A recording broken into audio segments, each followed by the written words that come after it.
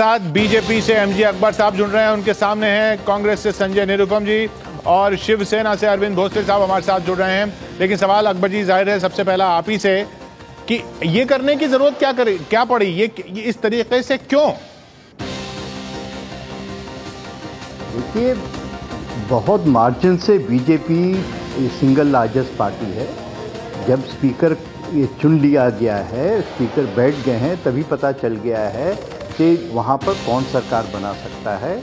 और अब जो हमारे सामने और महाराष्ट्र के सामने जो चैलेंज है वो है कि एक अच्छी सरकार वहाँ पर हो, जो सरकार जो 15 साल से ये बर्बादी की सरकार चल रही है, उसके जगह पे एक ऐसी सरकार हो जो वहाँ पे एक अच्छी एक शासन दे सके, करप्शन खत्म करे और एक नई दिशा में। आप कह रहे हैं कि स्पीकर, क्योंकि स्पीकर चुन लिया गया तो ये क्लियर है। पे आप कह रहे हैं स्पीकर चुन लिया गया तो ये क्लियर है। अरविंद जी, अब अकबर साहब कह रहे हैं स्पीकर जब उनका मंजूर हो गया तो फिर क्लियर है उनका बहुमत है। यदि कोई बहुमत के बारे में कोई पोजीशन क्लियर नहीं थी। हालात ये थे कि आज महाराष्ट्र में विश्वासदर्शक ठराव पारित नहीं हुआ है, बल्कि महाराष्ट्र की जनता के साथ विश्वासघात हो चुका है और महाराष्ट्र की जनता आज काफ़ी आहत में है। ताकि जिस एनसीपी के खिलाफ शिवसेना हो, भाजपा हो, पिछले 15 सालों से लड़ रहे उनके भ्रष्टाचार के खिलाफ, जबकि भाजपा के राष्ट्रीय अध्यक्ष आदरणीय अमित शाह जी कह रहे थे कि पिछले 15 सालों में एनसीपी ने 1,13,000 करोड़ का भ्रष्टाचार किया है और चुनाव में एनसीपी के खिलाफ जो वोट मांगे गए, एनसीपी के साथ दिखना नहीं चाह रही थी इसलिए ध्वनि मत करवा। निरुपम जी, क्या एनसीपी के साथ बीजेपी दिखना नहीं चाह रही थी इसलिए ध्वनि मत से यह पास करवाया गया? देखिए, इस बात से कोई इनकार नहीं कर रहा है कि Bharatiya Janata party single largest party है। इस बात से कोई इनकार नहीं कर रहा है कि भारतीय जनता पार्टी को सरकार बनाना चाहिए। मुद्दा इतना है कि भारतीय जनता पार्टी को सरकार चलाने के लिए जो वांछित वोट है वो कौन दे रहा है। और भारत में जो संसदीय परंपरा है, जो नियम कानून कायदा संविधान है, वो ये कहता है कि जब विश्वास प्रस्ताव पेश किया जाता है और उस प्रस्ताव के समय एक भी एमएलए अगर वोटिंग की डिमांड कर दे, डिवीजन की डिमांड कर दे, तो ये स्पीकर वो कह रहे हैं कि उस समय डिमांड नहीं की थी। अब उनका तर्क यह है कि उस समय डिमांड नहीं हुई थी। पाठ पढ़ाया उनका तर्क यह है कि उस समय डिमांड नहीं हुई। मेरी बात सुन लो भैया। अब भारतीय जनता पार्टी की सरकार ने स्पीकर साहब को क्या पाठ पढ़ाया मुझे नहीं मालूम है, लेकिन अगर आप पूरी कार्रवाई देखेंगे तो जैसे ही विश्वास प्रस्ताव रखा गया वैसे ही कांग्रेस के सभी विधायकों ने मांग की, शिवसेना के सभी विधायक वेल में चले गए। फिर भी अगर वो वोट रिकॉर्ड नहीं होने देना चाहते, इसका मतलब भारतीय जनता पार्टी का जो एनसीपी से अवैध संबंध है, उन संबंधों को वो छुपाना चाह रहे हैं। एनसीपी से संबंध छुपाना चाह रहे थे अब अकबर साहब। नेचुरली करप्ट अकबर साहब, एनसीपी की मदद से अकबर साहब आपकी सरकार बच रही है, ये संबंध आप छुपाना चाह रहे थे। देखिए, बात जो सही है वो ये मैं जो सुन रहा हूँ, संजय अपने मित्र हैं हमारे, ये लेकिन जो विपक्ष की पार्टियां हैं वो एक अंग्रेजी में मुहावरा है, क्राइंग ओवर स्पिल्ट मिल्क। तो दूध तो गिर गया है जमीन पे, अब 5 साल दूध उठने वाला नहीं है वापस ये इन द डिश। इसलिए सवाल और बड़ा हो जाता है ना अकबर साहब। ये महाराष्ट्र को सरकार चलाने दीजिए। फिर क्यों किया आपने? फिर ऐसा क्यों किया? महाराष्ट्र को सरकार चलाने दीजिए और वहां पे देखिए, वहां पे जब आपको भी पता है, सबको पता है कि किसी के सिवा, बीजेपी के सिवा और कोई नहीं सरकार बना सकता है। अकबर साहब, मैं अब आपको एक मुहावरा सुनाता हूं। नहीं, वहां पे अब आराम शांति से सरकार चलाने दीजिए। तकलीफ ये है और कि आप गुड़ खाएं। अभी जो जनता की आवाज है, जनता की आवाज आपने इलेक्शन में सुन चुके हैं। अब जरा स्थिति आराम से सरकार चलाने दीजिए। अकबर साहब, जनता की आवाज हम सुन चुके हैं। जनता ने हमको कहा विपक्ष में बैठने के लिए, हम विपक्ष में बैठे हैं। हम सरकार नहीं बनाना चाह रहे, हम तो सिर्फ ये कह रहे हैं कि जो आप नाजायज संबंधों के आधार पर सरकार चला रहे, कम से कम उसको स्वीकार तो करिए। आप गुड़ खा रहे और गुलगुल्ले से परहेज कर रहे हैं, पूरा कंबल ओढ़ के घी पीना चाहते हैं। ऐसा नहीं होगा साहब।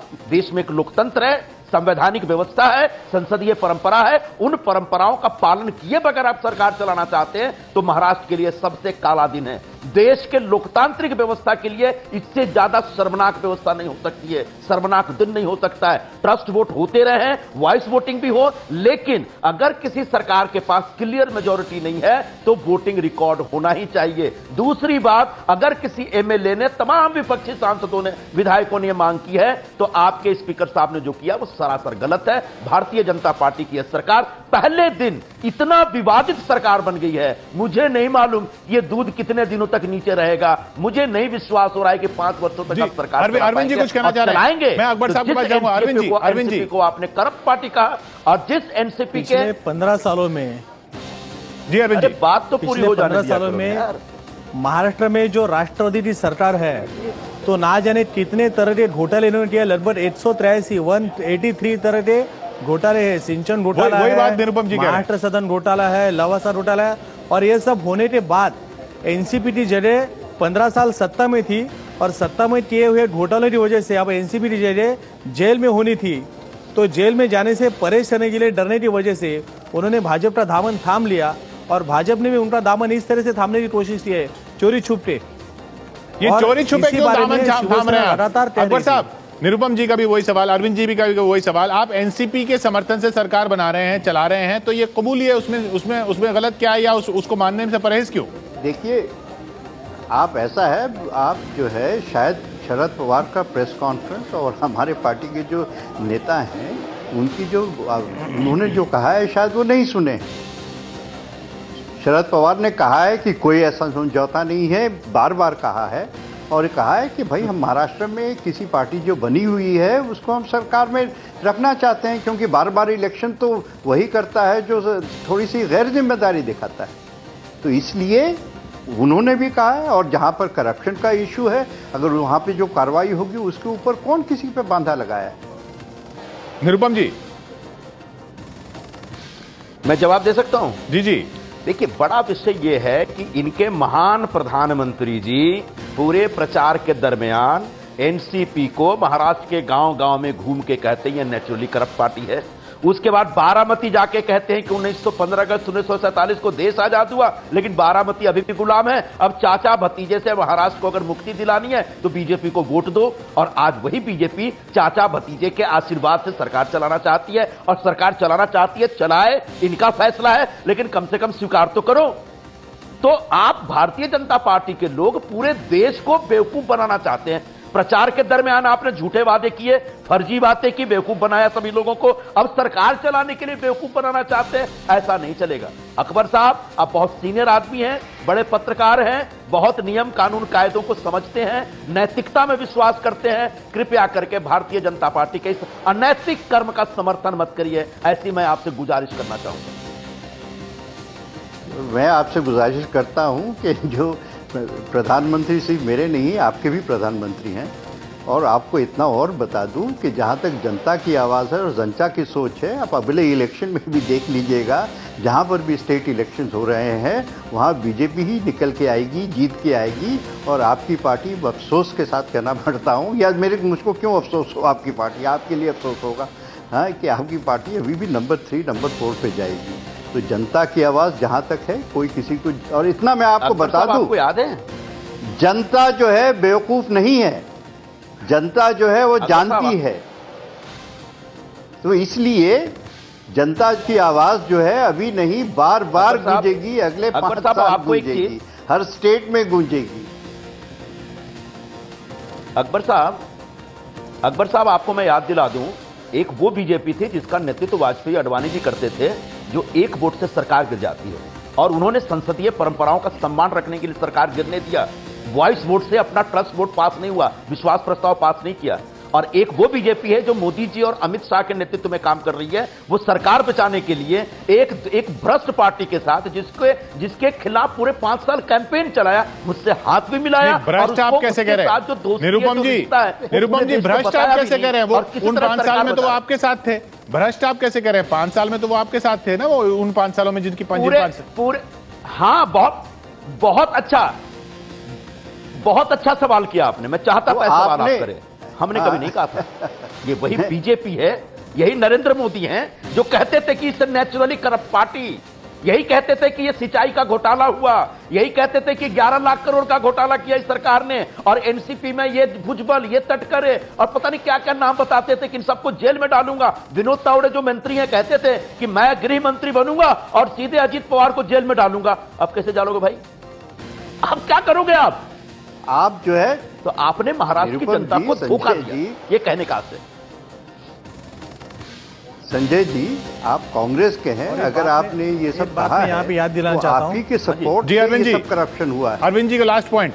अरविंद जी, एक बात मैं यहाँ पे याद दिलाना चाहता हूँ, यही अपना एबीपी न्यूज है, एबीपी माझा जो है, इसी चैनल में चुनाव के दरमियान, महाराष्ट्र के विधानसभा के चुनाव के दरमियान, जो आपके महाराष्ट्र के सीएम है देवेंद्र फडणवीस जी, जब उनको एबीपी न्यूज में बुलाया था, एबीपी माझा में बुलाया था, और उनको जब पूछा था यहाँ के सब सीनियर जो जर्नलिस्ट है, पत्रकार, उन्होंने कि आप एनसीपी का समर्थन लेंगे क्या, तो देवेंद्र फडणवीस जो आज के सीएम है, उन्होंने कहा था कि नहीं नहीं नहीं, त्रिवार नहीं, ना ऊपर से ना नीचे से ना दाएं से ना बाएं से, मैं कहीं से हम लोग समर्थन लेंगे नहीं, ना आपात धर्म ना शाश्वत धर्म, हम एनसीपी का समर्थन लेंगे नहीं। ये उनके जो घोषणा थी, उन्होंने जो भीष्म प्रतिज्ञा दी थी 58 दिन के अंदर, 48 दिन के अंदर, वो ना जाने कहां से कहां चली गई। अच्छा, आखिरी सवाल मेरा सवाल, आखिरी सवाल अरविंद जी आपसे। अरविंद जी, विश्वास मत होगा या अभी भी और मौके आएंगे जब मत देना होगा सरकार के खिलाफ या उसके समर्थन में, आप सरकार के खिलाफ वोट देंगे? आपकी पार्टी शिवसेना ने अपना रूट तय किया है। एक कहावत है कि रामायण के युद्ध में जब लक्ष्मण बेहोश हो गया तब राम होश में था, और राम होश में होने की वजह से लड़ाई लड़ रहा था। भाजपा का लक्ष्मण अगर बेहोश हो चुका है तो शिवसेना का राम अपने होश हवाश में खड़ा है और वो लड़ाई जीत रहा है महाराष्ट्र के जनता के लिए। अरे मेरा सवाल था, आप विश्वास मत के खिलाफ वोट या मत इनके खिलाफ वोट देंगे या इनके समर्थन में? शिवसेना खड़ी है और शिवसेना विपक्ष में बैठी है, और विपक्ष क्या होता है वो शिवसेना बता देगी। बहुत बहुत शुक्रिया आपका अरविंद जी और अकबर साहब और निरुपम जी हमारे साथ जुड़ने के लिए। विपक्ष क्या होता है शिवसेना बता देगी, ये वाक्य जो अरविंद जी ने कहा, ये बीजेपी के लिए चिंता बढ़ा सकता है।